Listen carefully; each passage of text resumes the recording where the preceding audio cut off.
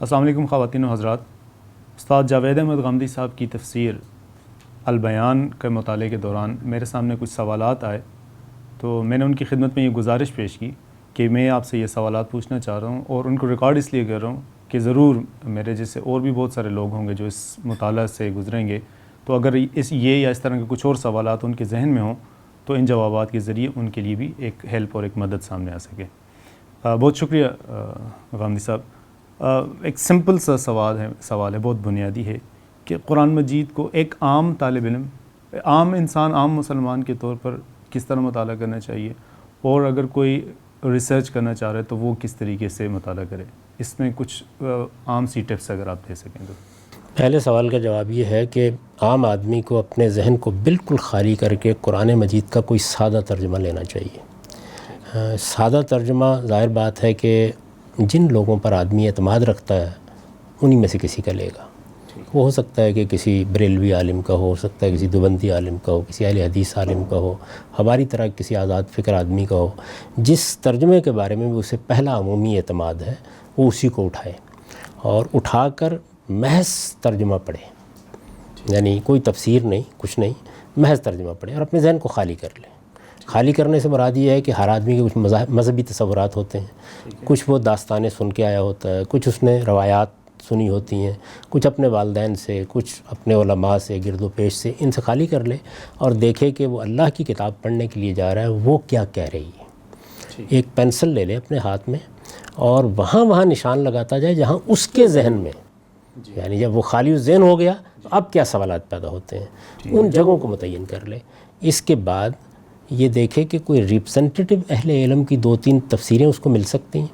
Representative کا مطلب یہ ہوتا ہے کہ ویسے تو بہت تفسیریں لکھی جاتی ہیں لیکن ایک مدرسہ فکر یا ایک اپروچ کی نمائندگی کون سی چیز کرتی ہے، یا جس پر کوئی خاص مکتب فکر پوری طرح اعتماد کر رہی ہو. جیسے مثلا اردو زبان میں اگر وہ مطالعہ کرنا چاہتا ہے تو وہ اگر ہمارے قدیم علماء کی کوئی تفسیر اٹھا لے، جن میں سے مولانا شبیر احمد عثمانی کی ہو سکتی ہے، مثال کے طور پر مولانا محمود رسن کی ہو سکتی ہے، مولانا شبیر تھانوی صاحب کی ہو سکتی ہے، مولانا احمد رضا خان بریلوی صاحب کی ہو سکتی ہے، کوئی اٹھا لے ایک. تو اسی طریقے سے مولانا سید ابو اللہ صاحب مودودی ایک اور طرز فکر کے بانی ہوئے ہیں، اس کو اٹھا لے. اور پھر اس کے بعد مولانا امین حسن اصلاحی کی، جس کے بعد پھر میں نے کچھ کام کیا ہے. تو یہ ایک ہی مدرسہ فکر ہے حقیقت میں. تو یہ میں نے نمائندہ تفسیروں کی مثال دی، اس میں کوئی چوتھی بھی شامل کر سکتا ہے آدمی، 5ویں بھی شامل کر سکتا ہے. دیکھے اور صرف ان مقامات کو پہلے دیکھنے کی کوشش کرے کہ جن جگہوں پر اس کے ذہن میں سوال پیدا ہوا تھا، کیا یہ تفسیریں اس کی کوئی رہنمائی کر رہی ہیں، اس سے وہ اشکال دور ہو جاتا ہے، وہ سوال ختم ہو جاتا ہے. اگر ختم ہو جائے تو الحمدللہ، ایک عام آدمی ہے اس کو اطمینان کی زندگی بسر کرنی چاہیے. اگر نہیں ختم ہوا تو اپنے زمانے کے اہل علم سے رجوع کر لیں کہ یہ بات میری سمجھ میں نہیں آ رہی، ان تفسیروں کو پڑھنے کے بعد بھی سمجھ میں نہیں آ رہی، آپ مجھے سمجھا دیجئے. اور ظاہر ہے کہ اس میں بھی وہ یہی کرے گا کہ کچھ نمائندہ اہل علم کے ساتھ جا کے بات کر لے گا. اگر اس کے نتیجے میں اطمینان ہو گیا تب بھی اللہ کا شکر ادا کرنا چاہیے. نہیں اطمینان ہوا تو پھر اپنی جستجو ان چند مقامات پر جاری رکھنی چاہیے اور اللہ سے دعا کرنی چاہیے کہ وہ ان کو بھی ان کے لیے کھول دے. وہ زیادہ نہیں ہوں گے، عام طور پر اس کا ایک جنرل یا عمومی اطمینان ہو چکا ہوگا. عام آدمی یہ طریقہ جب اختیار کرے گا تو بہت زیادہ توقع ہے کہ وہ زیادہ الجھنوں میں گرفتار نہیں ہوگا. دوسرے سوال کے جواب میں یہ عرض ہے کہ اگر کوئی محقق قرآن مجید کا مطالعہ کرنا چاہتا ہے تو اسے محقق بننا بھی ہے. اس کے لیے بھی اسے برسوں محنت کرنی پڑے گی. یعنی اس عربی زبان کو سیکھنا جس میں قرآن مجید ہے، پھر یہ دیکھنا کہ قرآن مجید اپنی جو علمی تاریخ پیدا کر چکا ہے، ظاہر ہے اس کے پیچھے روایات کا ذخیرہ ہے، صحابہ کے آثار ہیں، اہل علم کا کام ہے، اس کے اوپر اس کی گرفت کیسی ہے، اس کی وہ مراجعت کر سکتا ہے یا نہیں کر سکتا، چیزوں کو ابتدا سے انتہا تک دیکھ سکتا ہے یا نہیں دیکھ سکتا. پھر اس میں مختلف مدارس سے فکر بن گئے ہوئے ہیں اور اس میں بھی کچھ نمائندہ چیزیں ہیں. مثلا زبان، بیان، اس سے متعلق جتنے مباحث ہیں وہ بڑی حد تک آپ کو زمخشری، کشاف میں مل جاتے ہیں. اور بھی بہت سی کتابیں ہیں، موجودہ دور میں بھی بعض اہل علم نے ان کا استقصاء کرنے کی کوشش کی ہے، جیسے ابن عاشور ہیں، جیسے آلوسی ہیں، دوسرے لوگ ہیں. پھر یہ کہ ایک ہمارے ہاں علم کلام کے ذریعے سے پیدا ہونے والے مسائل سے لکھی جانے والی تفسیریں، جیسے رازی کی تفسیر میں آپ کو علم کلام کا کیل و کال کا مبش سارا ہی مل جاتا ہے. آثار ہیں صحابہ کرام کی تفسیروں میں جو اقوال ہمارے سامنے آئے، یا دوسرے وہ طبری میں ابن کثیر میں مل جاتے ہیں. ان سب کو سامنے رکھ کر وہ تدبر کے ساتھ اپنے اس علم کی روشنی میں اس کا مطالعہ کرے. تو اہل علم کے لیے تو اس کے سوا کوئی راستہ نہیں ہے، لیکن عام آدمی اس مشقت میں نہیں پڑ سکتا. اس کے لیے پہلا طریقہ ہی کافی ہے. ٹھیک ہے. تو کچھ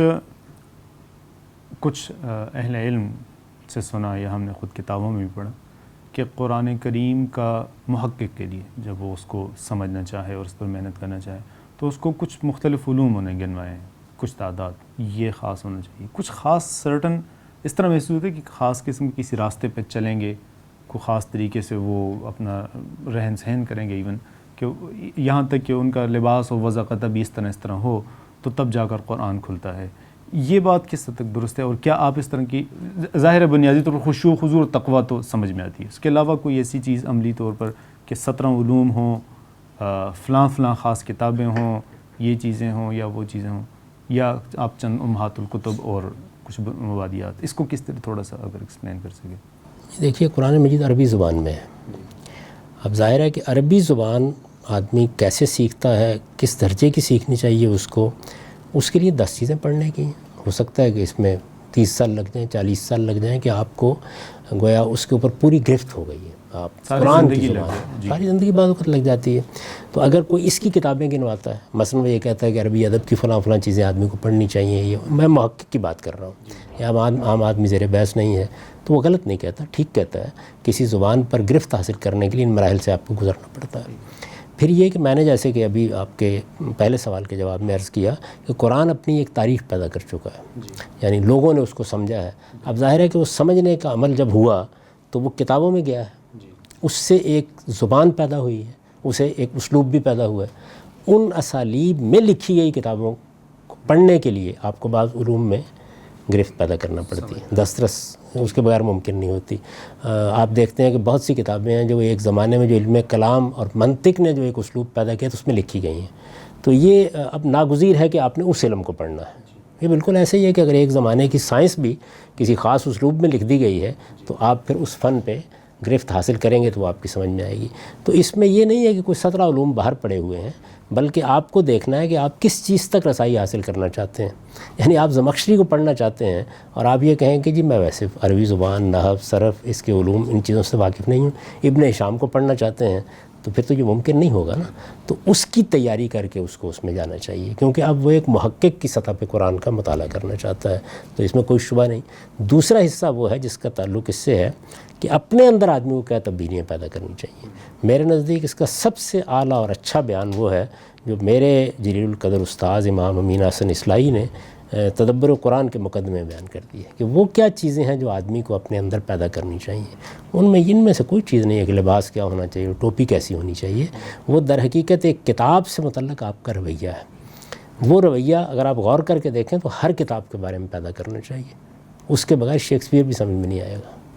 تو وہ چند چیزیں جو ہیں وہ اگر کسی موقع پر آپ کو لوگوں کو بیان کرنا ہو تو وہاں سے آپ بیان کر سکتے ہیں. یعنی آپ کی نیت درست ہونی چاہیے، آپ کو ایک کلام کی عظمت کا احساس ہونا چاہیے. آپ کو بچوں کا کھیل کھیلنے نہیں جا رہے. اور اگر آپ مثال کے طور پر میں صرف ایک چیز کی طرف اشارہ کرتا ہوں، یہ طے کر کے چلے گئے ہیں کہ آپ کو تو کیڑے تلاش کر رہے ہیں تو مل جائیں گے آپ کو کہیں نہ کہیں سے. تو آپ کو کچھ بنیادی چیزیں ایسی ماننی پڑتی ہیں، اس کے بعد آپ پوری طرح تنقید کا حق رکھتے ہیں، لیکن ان کو سامنے رکھ کر ہی کسی کتاب کا مطالعہ کیا جا سکتا ہے. ٹھیک.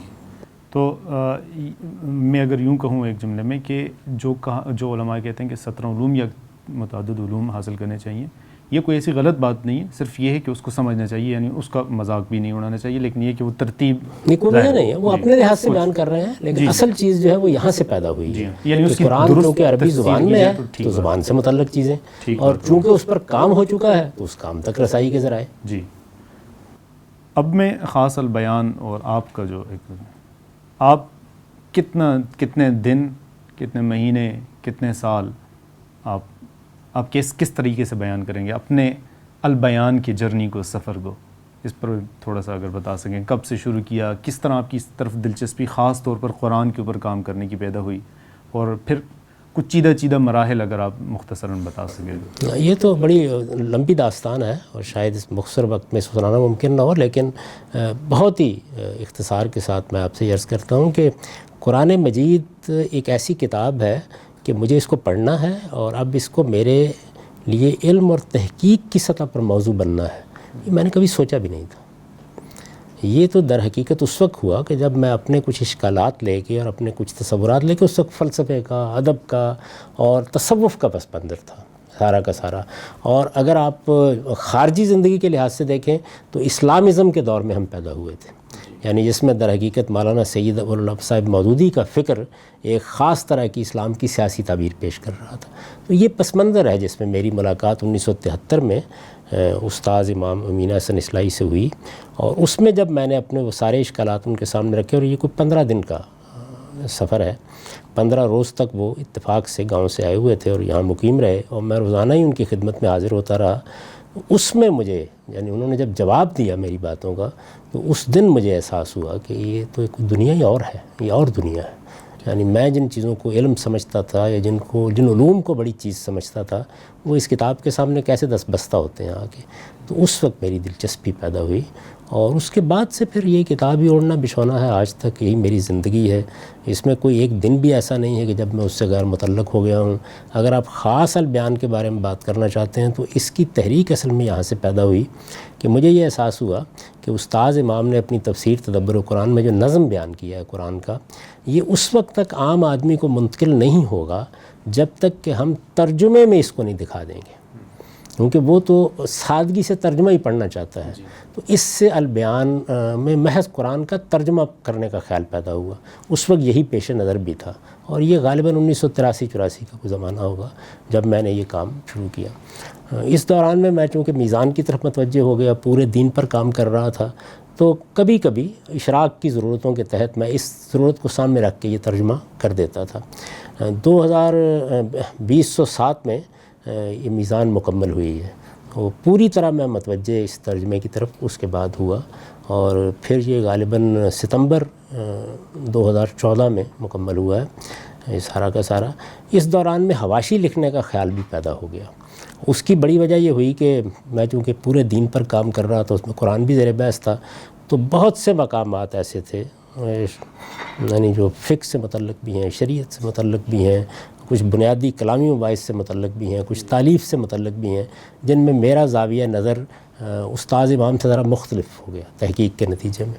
تو پہلے تو مجھے یہ خیال ہوا کہ میں تدبر قرآن کے اوپر حواشی لکھ دوں، لیکن پھر جب یہ خیال ہوا کہ ترجمے کے ساتھ یہ چیزیں جانی چاہیے، تو پھر میں نے فیصلہ کیا کہ میں تدبر قرآن کا خلاصہ بھی کر دوں، یعنی جن چیزوں سے مجھے کوئی اختلاف نہیں ہے، اور جہاں جہاں میرا اپنا نقطہ نظر ہے وہ بھی بیان کر دوں۔